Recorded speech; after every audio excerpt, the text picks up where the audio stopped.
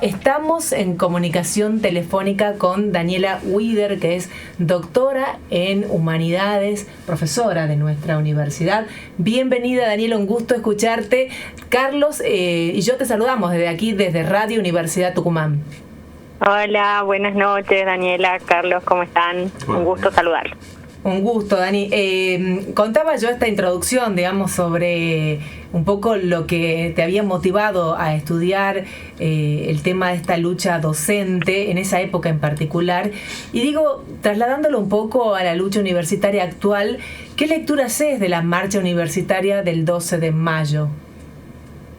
Bueno, sí, estaba ahí escuchando lo que comentaban ustedes. La verdad que ha sido una marcha masiva en todo el país, ¿no? Y aquí también en nuestra provincia. Y yo creo que, bueno, que demuestra lo mucho que valoramos en Tucumán y en el país a la educación pública en general y a la universidad pública y gratuita en particular, ¿no? Y cómo cuando hay medidas que avanzan por sobre algo que ya está tan internalizado y que lo tenemos como una verdadera conquista de nuestro país, bueno, nos juntamos todos para salir a defenderlo, porque lo que yo he visto en la marcha, que también es muy emocionante, porque también me lleva a aquellos años que yo investigué, como contaba recién, es que estaban unidos los profes, los estudiantes, los no docentes, que las familias y los vecinos salían a los balcones a saludar a la marcha, ¿no? Mostrando el apoyo de la sociedad. Eso me parece central, es como que es un tema que verdaderamente nos une a todos, la defensa de la universidad. ¿Y qué encontrás similitudes tal vez con lo que fueron esos movimientos sociales de ese entonces, con Isauro Arancibia, con los movimientos sociales que están ocurriendo hoy? Y bueno, o sea, a lo largo de la historia argentina, podríamos decir, en varias ocasiones se buscó desfinanciar a la educación pública, ¿no? Depende de los tipos de gobierno, se avanzó un poco más o un poco menos, pero siempre el tema del presupuesto fue un tema central para la educación en el país, y eso repercute en algo que es central para nuestro país, que es la escuela pública, ¿no? Y lo que vemos con Isauro Arancibia es esa gran defensa de la escuela pública. En esa época avanzaba, no solo porque había muchas dictaduras o gobiernos tecnocráticos que buscaban, con la excusa de la eficiencia, en realidad buscaban descentralizar la educación e invertir menos en educación. Pero también en esa época era una avanzada de la privatización de la educación y de la Iglesia Católica con su injerencia en la educación, y todo eso atentaba un poco contra la educación pública, ¿no? Y yo creo que, ese tipo de medidas son las que se han ido repitiendo con los distintos tipos de gobiernos, como los que hemos visto, al menos un par de gobiernos que hemos visto que han retaseado en la inversión, y está muy claro, ¿no? El actual gobierno que veta una ley de financiamiento universitario, que es la ley que permitiría actualizar el presupuesto universitario en función, digamos, de la inflación, y para que no quede tan retaseado frente al aumento de los costos de la vida.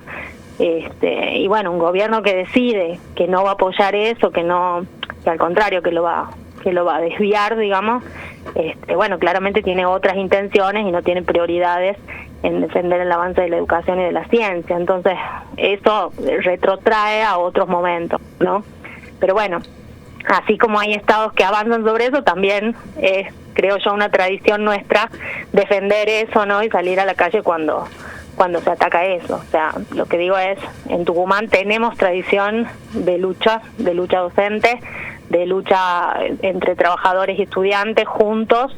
Eso es lo que mostró Isauro como referente, pero por supuesto Isauro no estaba solo, sino con un montón de maestros, maestras, profesores, que llenaban también las calles en los 60, en los 70, para defender no solo la escuela pública, sino también los derechos laborales, el salario, también acompañar las demandas de los estudiantes, etcétera, ¿no? Esa es una tradición de lucha, digo yo, que se recupera cada vez que en la actualidad tenemos que volver a defender esas conquistas. Daniela, buenas noches, Carlos Nieto Peñalver te saludar. Para las personas que no te conocen, te quiero contar que vos defendiste tu tesis doctoral hace muy poquito relacionada con organizaciones sindicales docentes. En tu tesis vos planteas que es el cierre de los ingenios azucareros en la dictadura de Onganía la que es clave para las transformaciones sociales en la época que vos estudias en tu tesis, que tiene que ver entre 1957 y 1973. ¿Cómo lo ves actualmente? ¿Qué sería el factor clave vos como historiadora? ¿Qué verías como un factor clave? ¿O qué se te ocurre de acá a un tiempo que se va a ver en la historia como un factor clave de esta época?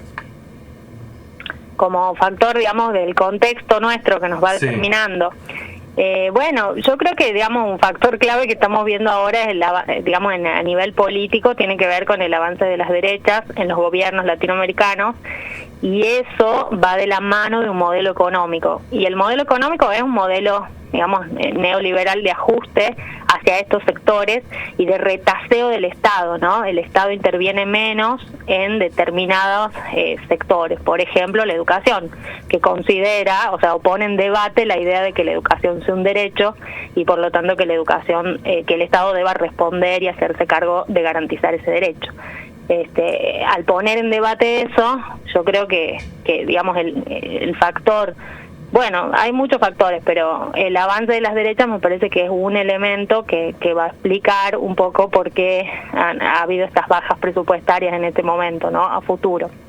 Ese se me ocurre. También hay otros que son mundiales, digamos, pero ese me parece central, o sea, el fortalecimiento del neoliberalismo en las transformaciones actuales del capitalismo, ¿no? Me parece que eso es lo que explica. Hay un historiador español que probablemente vos lo conozcas, Antonio Ramos Ramírez, que él habla de que tiene una publicación donde menciona que en el siglo XIX el docente estaba alejado de los conflictos con el Estado, pero que eso después cambia. ¿Cómo lo ves ahora? ¿O cómo crees vos que va a ser de acá a un tiempo? Claro, porque digamos la transformación identitaria, si se quiere, y de clase que hemos ido teniendo los docentes a lo largo del siglo XX tiene que ver con que el docente del principio del siglo XX era un docente más asociado a una tarea vocacional, ¿no? Y a una tarea, los profesores, a una tarea intelectual, incluso no titulada, pero que era más vocacional. Y eso se ha ido transformando, y hacia fines del siglo XX ya vemos docentes trabajadores, ¿no? Que se identifican como tales, que defienden su salario, y los derechos laborales. Me parece que hoy en día eso no está en duda, ¿no? Creo que todos los docentes nos sentimos y nos sabemos trabajadores, y por eso entendemos que retasear presupuesto nos afecta directamente nuestros salarios, digamos, además de las condiciones de trabajo que tenemos, porque no podemos mantener infraestructura, porque no podemos avanzar en los estudios, en las investigaciones, etcétera. Me parece que hoy todos nos sabemos trabajadores. Sin embargo, también hay, digamos, esto no es lineal ni de un solo color, sino que hay muchas tensiones y matices. Y entonces me parece que quizás también tenemos que discutir un poco más entre nosotros, entre los docentes, para poder fortalecer la unión, ¿no? Y caminar hacia adelante con algunas cosas, con algunos acuerdos, digamos, más discutidos sobre quiénes somos, por qué merecemos, ¿no? Sobre todo en la universidad, porque en la universidad es muy heterogénea, tenemos colegas de distintas profesiones y entonces esa identidad docente creo yo que hay que trabajarla más entre todos, ¿no? Te hago una última pregunta que tiene que ver con tu actividad como investigadora, como historiadora.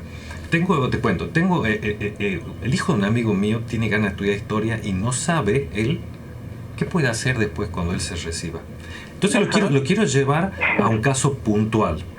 Se espera el juicio precisamente por el asesinato de Isauro Arancibia. Vos como historiadora, tu trabajo de tesis, ¿sirve, por ejemplo, para un juicio de ese tipo? Sí, claro, por supuesto. Como historiador, el hijo de tu amigo podrá ser docente, seguramente lo será, pero también puede realizar investigaciones de reconstrucciones del pasado de cualquier latitud. Nosotros incentivamos mucho al estudio de la región, a los estudios locales, porque nos falta mucha construcción de historia del NOA, ¿no?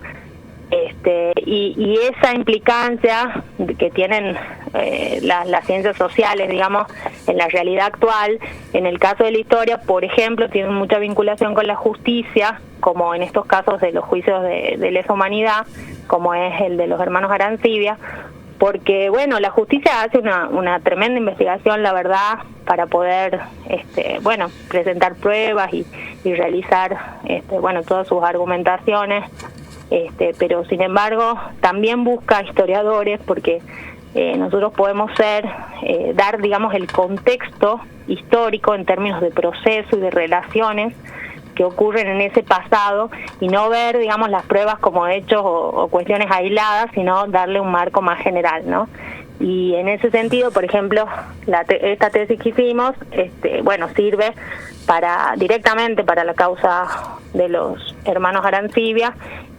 Incluso posiblemente podamos ser testigos en ese juicio, si es que se concreta, ¿no? Daniela, yo también te hago mi última pregunta, ¿no? ¿Sentís que a veces hay un empeño de algunos gobiernos de turno por desprestigiar las ramas sociales, los estudios sociales, como que no sirvieran para algo en particular, ¿no? Como que hubiera más aprecio por las mal llamadas ciencias duras, por las ingenierías, por todo lo que resuelve muy concretamente desde la agronomía, de la fabricación de medicamentos, bueno, y como que las ciencias sociales, como que ¿para qué se estudia eso? ¿Tenés esa sensación y a qué crees que se debe?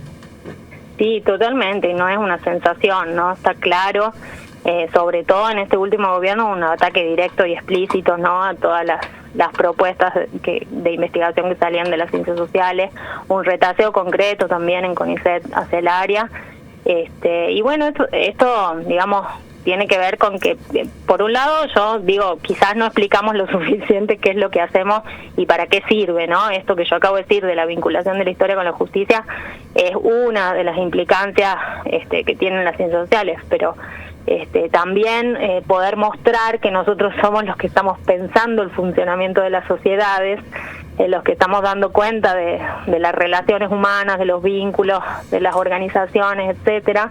Me parece que eso es central, ¿no? Y que no se valora tanto porque, bueno, nuestro laboratorio no es en 4 paredes, sino que es totalmente abierto en la sociedad toda, ¿no? Claro, y que tiene que ver con encontrar documentación, buscar, analizar la historia, irse a un archivo de un diario, buscar qué pasó en esa época, en ese momento. Creo que es un trabajo también enorme que nos ayuda a pensarnos, a entendernos como sociedad y como seres humanos, ¿no? Entendernos cómo vivimos en sociedad y cómo tenemos las cosas que tenemos, desde la educación pública en adelante hasta las universidades públicas.